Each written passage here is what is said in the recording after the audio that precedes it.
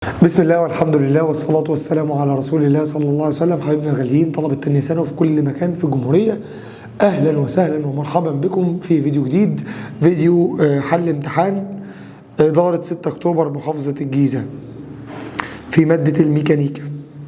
بيقول لك نخش في الموضوع على طول. السؤال الأول بيقول لك أي من المجموعات القوى التالية لا يمكن أن تكون متزنة؟ مين في دول ما ينفعش تكون متزنة؟ شرط الاتزان إن مجموع أصغر 2 يكون أكبر من التالتة. هل مجموع أصغر 2 أكبر من التالتة؟ 15 أكبر من 11. هنا ال 12 أكبر من 15، لا، يبقى دي ما ينفعش تكون متزنة. السؤال بقى التاني ده مميز جدا، بيقول لك إذا كانت محصلة قوتين قياس الزاوية بينهما 100. أهو قوتين قياس الزاوية بينهما 100 أهو يا ريس، 100 تقريبا كده. تعال نسمي دي الكبرى ودي الصغرى. قال لك في الزاويه بينهم تميل على القوى الصغرى بزاويه ثيتا. بقول لك ايه، هي المحصله بتميل ناحيه الكبرى ولا ناحيه الصغرى؟ قلت له لا، بتاخد شويه كده ناحيه الكبرى، بتميل شويه كده ناحيه الكبرى اهي. مش عايز اعملها 90 بالظبط اهي. دي المحصله يا عم اهي. تعالى نعمل المنظر ده عشان بس الرسمه اهي. يا عم المحصله بتميل شويه ناحيه الكبرى، يبقى الزاويه دي اكيد اكبر من الزاويه دي، صح؟ يعني مش قد بعض، فاكيد مش 50 و50. هقول لك ان السيتا قال لك بتميل على الصغرى بسيتا، فاكيد السيتا مش ب50، فدي غلط، واكيد مش ب100. طب يبقى كده السيتا دي هل هتكون ب40؟ ما هو لو دي ب40 يبقى دي ب60. هل دي ينفع تكون ب40 ودي ب60؟ لا. بس هل دي ينفع تكون ب70؟ هي اصلا لازم تكون ب70. ليه لازم تكون ب70؟ لان هندسه لازم الزاويه دي سيتا، الزاويه بين المحصله والقوه الصغرى تكون اكبر من الزاويه بين المحصله والقوه الكبرى. فاقول له اذا دي كده هخليها ب70، وبالتالي هتكون دي ب30. دي منطقيه ومعقوله، فهتكون الاجابه د. عدد المستويات التي تمر ب3 نقاط ليست على استقامه واحده، مستوى واحد. قوه مقدارها 6 جذر 3 تعمل في اتجاه 60 درجه، رقم 4 60 درجة شرق الشمال. اهو يا باشا، ارسم اهو باللون الاحمر اهو، 60 درجة شرق الشمال. احط ال60 نحو الشرق ولا نحو الشمال؟ نحو الشمال.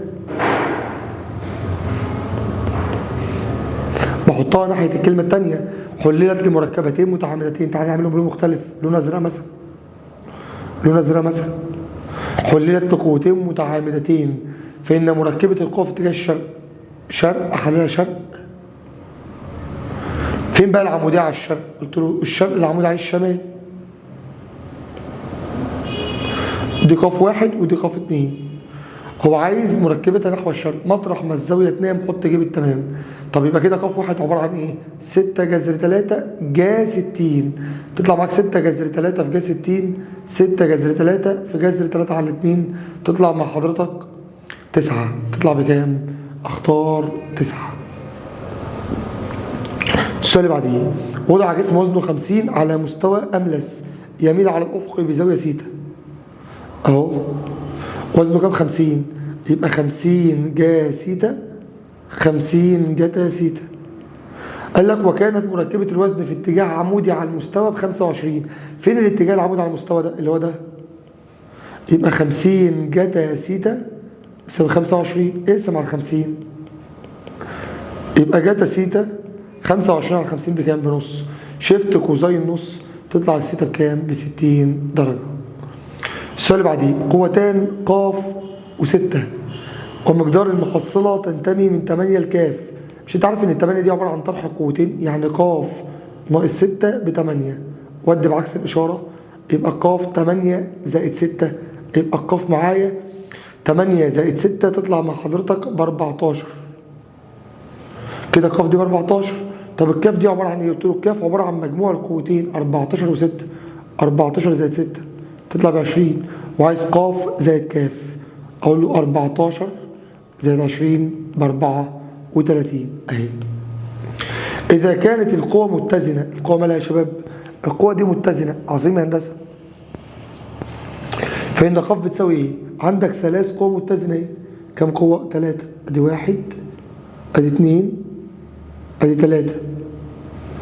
اقول له اقسم كل قوه على جذر زاويه بين القوتين التانيين، فقسمت 6 على جذر زاويه بين القوتين التانيين. هقول له على جاء 30 و90 كام؟ 120. فهقسم ق على جذر زاويه بين القوتين التانيين 6 و6 اللي هي 120 برضو،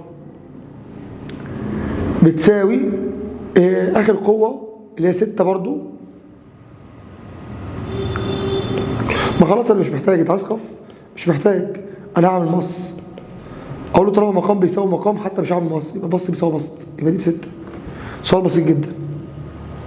مخروط دائري قائم، بيقول لحضرتك مخروط دائري قائم، القاعده بتاعته مالها؟ القاعده بتاعته طبعا على شكل ايه؟ دايره.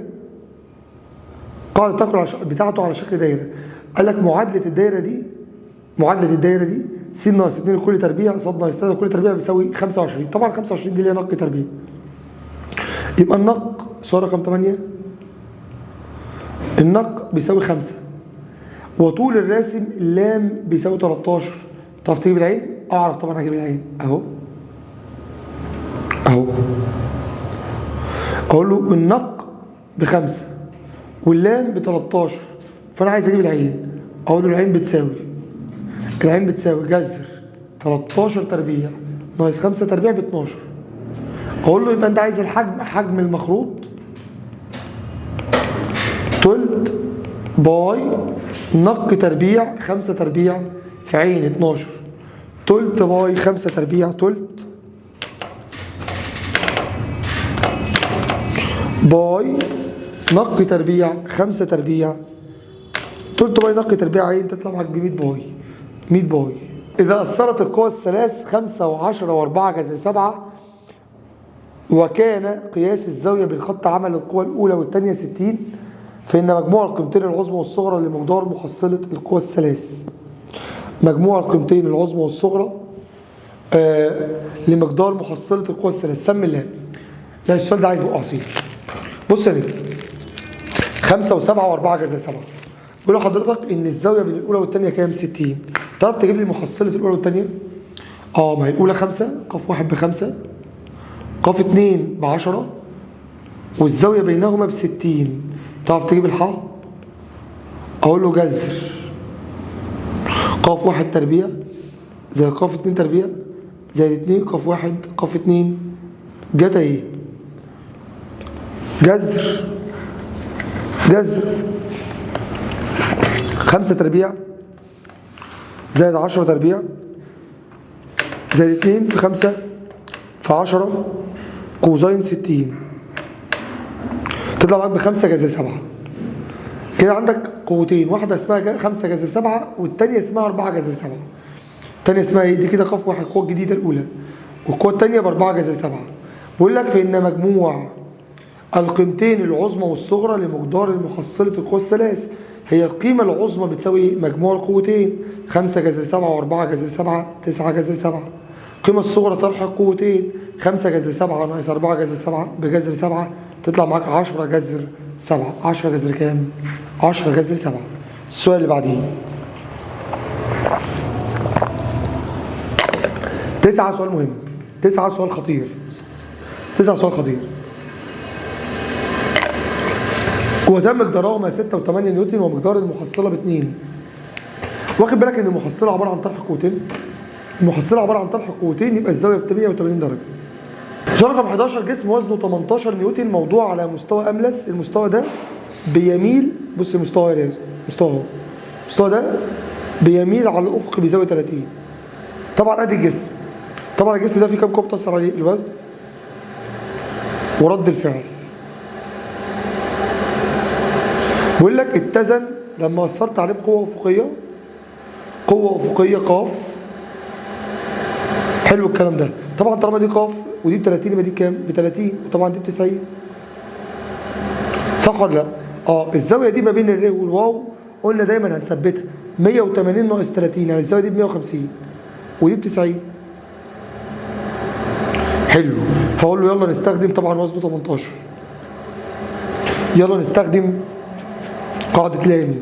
اقول له ق على جذر الزاوية بين القوتين التانيين بتساوي 18 على جذر الزاوية بين ق ور 120 بتساوي ر على جذر الزاوية بين ق وال 18 اللي هي 90.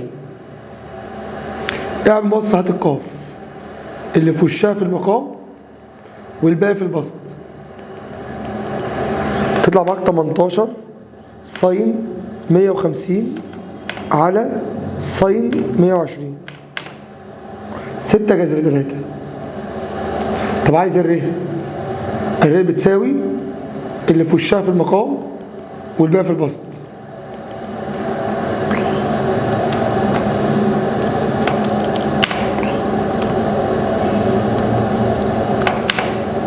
ب 12 جذر 3.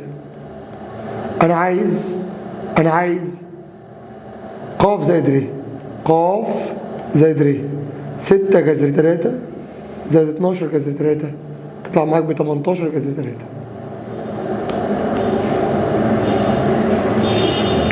أ ب ج د سداسي منتظم. ادي السداسي،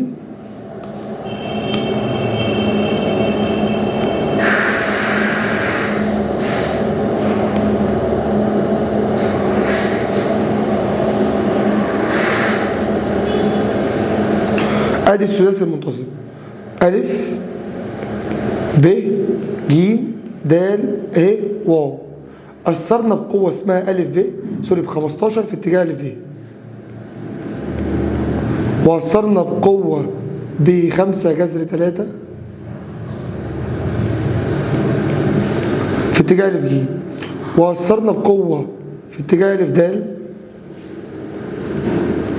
د ولا في اتجاه أ ه بكم؟ ب5 جذر 3 برضو، وأثرنا بقوة في اتجاه أ واو بكم؟ ب15. حلو. الراجل قال لي فإن المحصلة. هعمل جدول.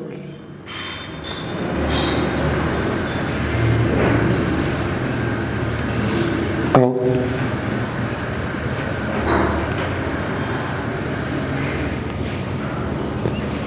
ادي القوة وادي الزاوية. عندك كم قوة؟ قلت له عندي قوة ب15 وقوة ب5 جذر 3 وقوة ب5 جذر 3 وقوة ب15 تاني. اولا القوة 15 الاولى دي، قوة 15 الاولى دي بتعمل زاوية قد ايه؟ قلت له دي في اتجاه الشرق فزاويتها 0. قوة 5 جذر 3 قلت لك انا بالنسبة لي ده وتر، ادي 30 وطبعا دي 30، المتبقي 120 كام؟ المتبقي 120 60. فاقول له يبقى 5 جذر 3 بتعمل زاوية 30. طب 5 جذر 3 الثانية 30 و60 كام؟ 90. طب ال 15 120. فاقول له يبقى الس بتساوي 15 جتا 0 زائد 5 جذر 3 جتا 30 زائد 5 جذر 3 جتا 30 سوري جتا 90 زائد 15 جتا 120. يلا نحسب الس. 15 كوزين 0 زائد 5 جذر 3 كوزين 30 زائد 5 جذر 3 كوزين 90 زائد 15 كوزين 120 تطلع معاك 15. ص بتساوي 15 جا 0 زائد 5 جذر 3 جا 30 زائد 5 جذر 3 جا 90 زائد 15 جا 120. 15 ساين 0 زائد 5 جذر 3 ساين 30 زائد 5 جذر 3 ساين 90 زائد 5 جذر 3 ساين 120 تطلع مع حضرتك تاني كده 15 ساين 0 زائد 5 جذر 3 جا 30 زائد 5 جذر 3 جا 90 زائد 15 ساين 120 اهي تطلع معاك 15 جذر 3. انا عايز ح جذر س تربيع زائد ص تربيع، جذر 15 تربيع زائد 15 جذر 3 تربيع تطلع مع حضرتك 30. اختار 30 فتبقى المحصلة 30. السؤال اللي بعديه بسم الله.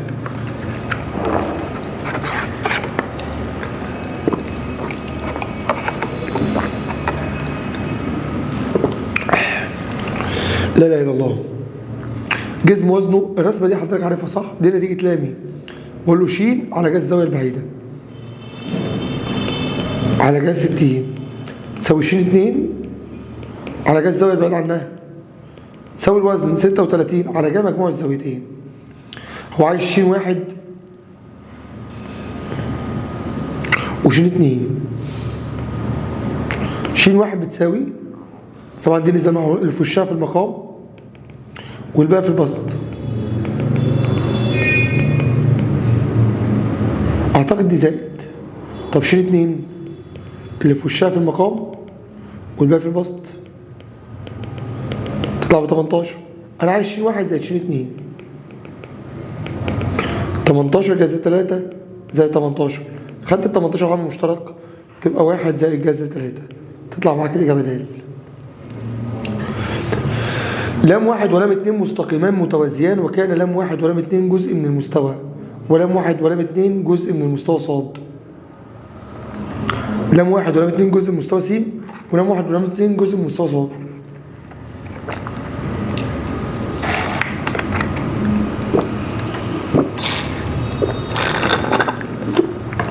حلو ده.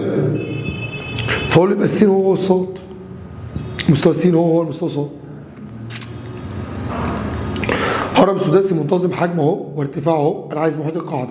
مش انت عارف ان الحجم تلت مساحه القاعده في الارتفاع؟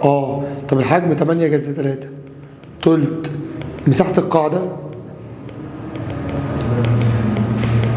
في الارتفاع. مساحه القاعده في الارتفاع بكام؟ ب4. 8 جذر 3 تلت مساحة القاعدة تلت في 4 ب4 على 3.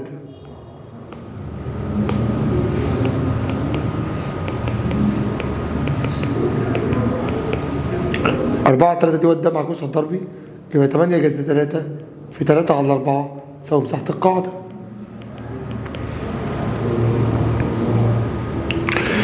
8 جذر 3 الواحد سرح لي كده. 8 جذر 3 وصل ده في حاجة ولا ايه؟ في 3 على 4 يطلع معاك ب6 جذر 3. يبقى مساحة القاعدة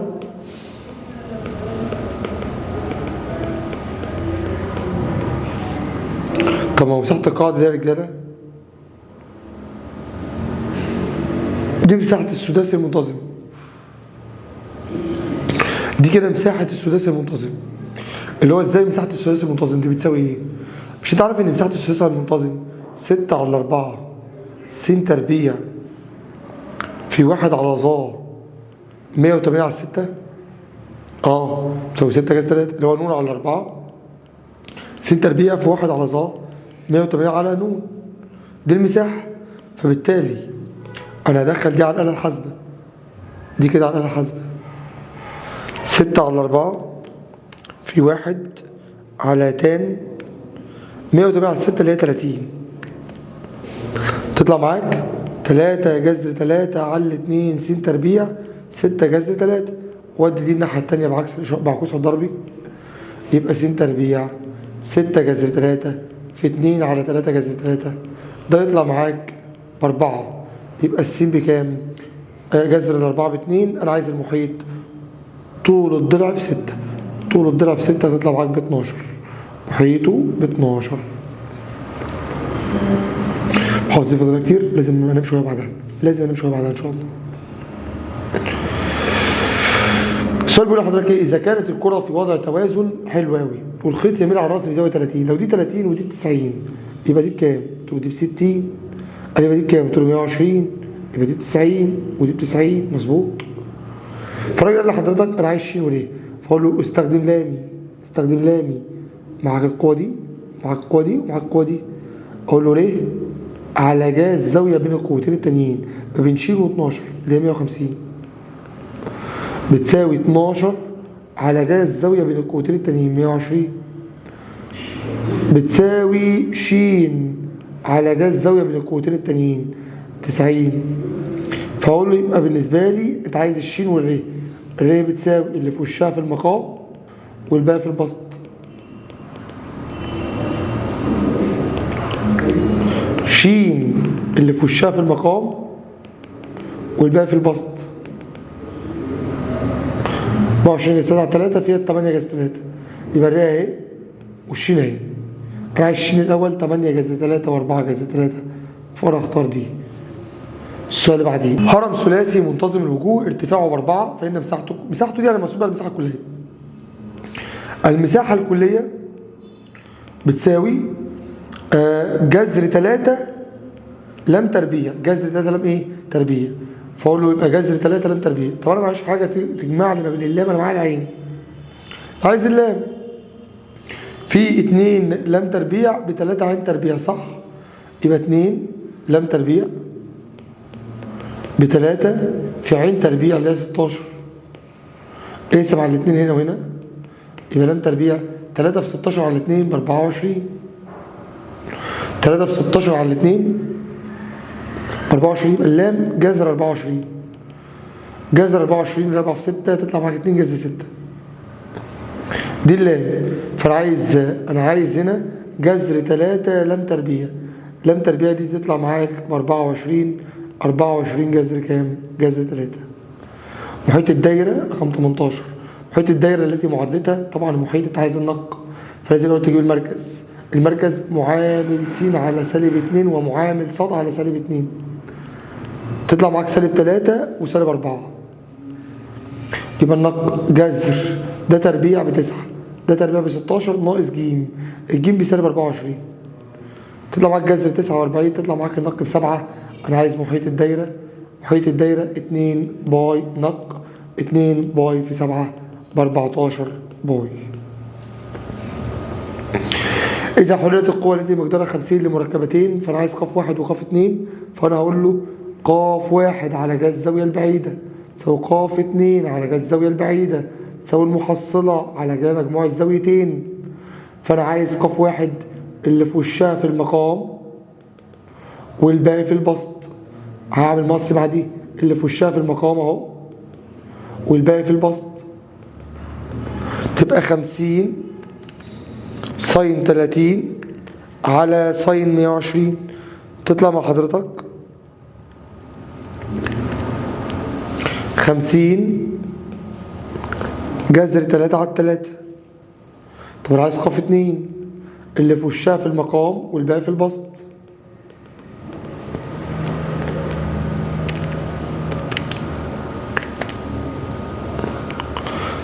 تطلع مع حضرتك 50 جذر 3 على 2 تطلع معاك 100 على جذر 3 100 جذر 3 على 3. إذا ق واحد زائد ق 2 تطلع معاك 50 جذر 3 على 3 زائد 100 جذر 3 على 3 تطلع معاك 150 جذر 3 على 3 اللي هي 50 جذر 3. بص بقى في السؤال رقم 20 جايب لك شبكة مخروط بيقول لك حجمه 96 باي. حضرتك طبعا عارف إن الحجم اللي هو 96 باي ده بيساوي تلت باي نق تربيع في عين. حلو يا هندسه. الباي هتطير مع الباي.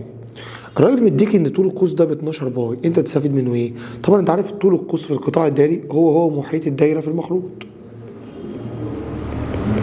مش ده يطير مع ده؟ اقسم على 2 يبقى النق ب6. النق بكام؟ 6 على هنا 96 تلت في 6 تربيع ب 36 في عين. طبعا تلت في 36 دي ب 12 يبقى 96 يساوي 12 في عين. اقسم على 12 يبقى العين 96 على 12 فيها 8. انا عايز المساحة الكلية تساوي باي نق في اللام زائد نق صح؟ طب انت كده عايز لام. طب ما انت معاك النق ومعاك العين اهو. معاك النق بكام؟ النق بكام يا رجاله؟ ب6 ومعانا العين ب8 يبقى اللام ب10. يبقى باي نق 6 باي اللام ب10 زائد نق اللي هو 6 تطلع معاك 16 في 6. 16 في 6 96 باي. يطلع معايا الناتج 96 باي. نيجي بقى على السؤال المقالي الجامد قوي ده. بص يا نجم هنا بقول لحضرتك عندك سلم منتظم يرتكز بطرفه ألف على حائط رأسي أملس. ادي السلم اهو.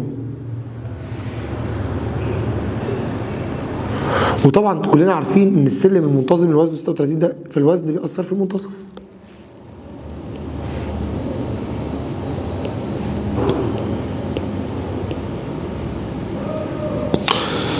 يرتكز بطرفه ألف على حائط رأسي أملس وبطرف الآخر بقى على الأرض الأفقية خشن. فإذا كان السلم طبعا الأرض دي خشنة والأرض دي ملساء، فرد فعل الأرض الملساء معروف أهو. أدي واحد.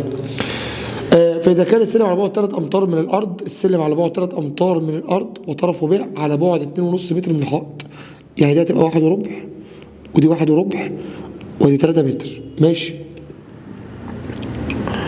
اوجد رد فعل كل من الارض والحائط على السلم. سمي الله. رد فعل الحائط معروف عشان الحائط ده املس، اما رد فعل الارض معرفوش، فانا هضطر امد الوزن ده على استقامته لحد ما يتقاطع هنا مع ده في نقطه واحده، واقوم جايب لون تاني كده راسم رد الفعل يخرج من الارض يمر بنقطه تقابل القوتين دول، وده هسميه ليه 2. كم مرة تعالى نسميه 2 تاني.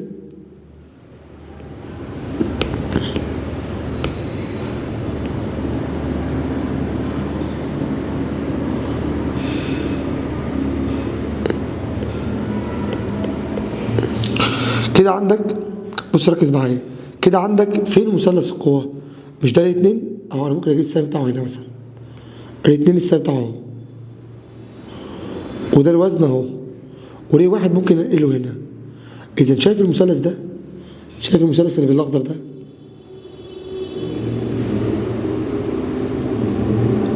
هو ده مثلث القوة. طب طول الضلع ده بكام؟ فانت لازم كل قوة يكون معاك طول الضلع بتاعها. طول الضلع ده بكام؟ قلت له ب3. قال لي ده بكام؟ قلت له ب1 وربع. طبعا ده قائم. طب تعرف تحسب ده من فيثاغورس؟ تعالى مثلا نسمي دي ج، فاقول له ج ب تربيع او ج ب بتساوي جذر 3 تربيع زائد 1 وربع تربيع.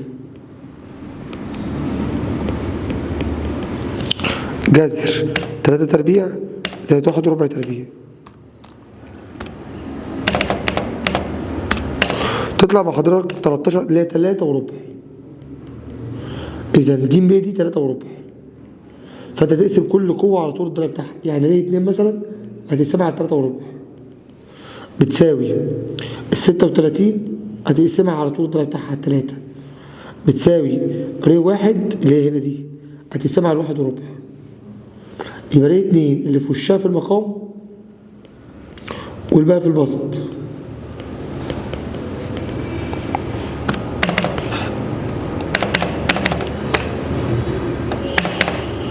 طلع معاك ب 39. طب ر 1 اللي في وشها في المقام والباقي في البسط.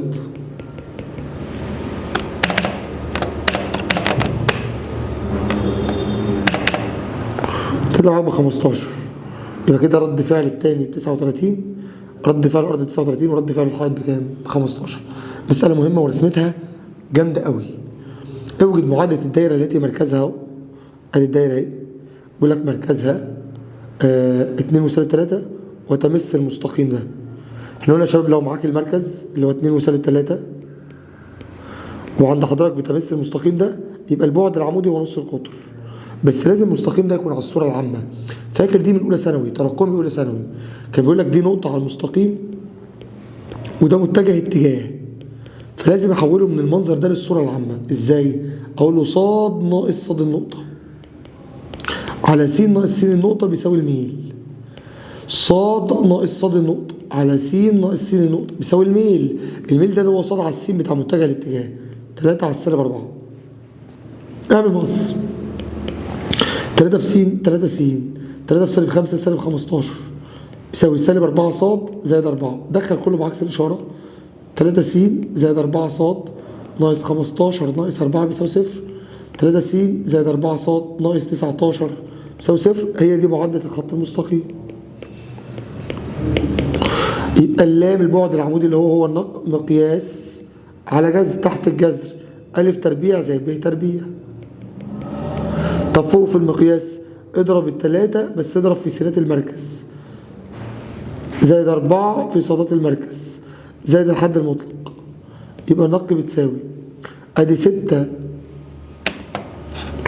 دي تطلع مع حضرتك 3 في 2 زائد 4 في -3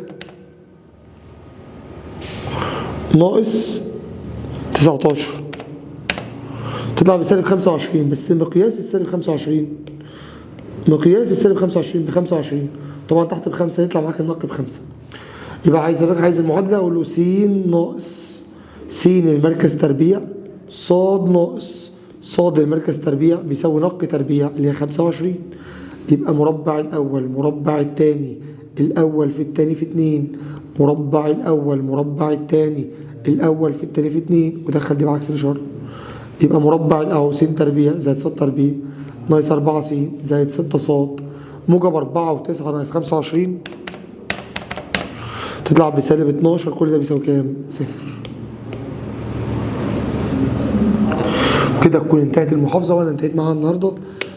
نراكم في فيديو لاحق ان شاء الله واحنا فايقين افضل من كده بكتير. والسلام عليكم ورحمه الله وبركاته.